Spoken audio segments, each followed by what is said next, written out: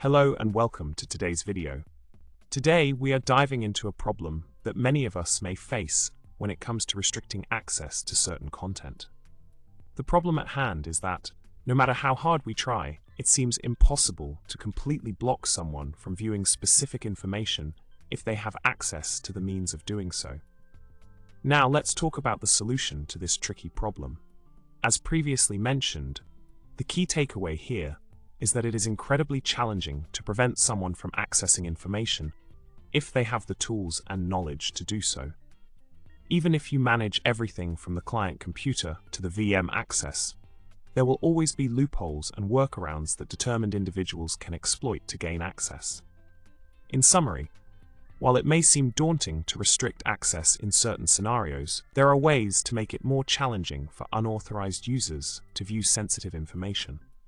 Remember, the goal is to deter individuals from attempting to bypass restrictions rather than creating an impenetrable barrier. And with that, I hope you found this information helpful. Remember to subscribe, like, and leave a comment below with your thoughts or any questions you may have. Thanks for watching, and until next time.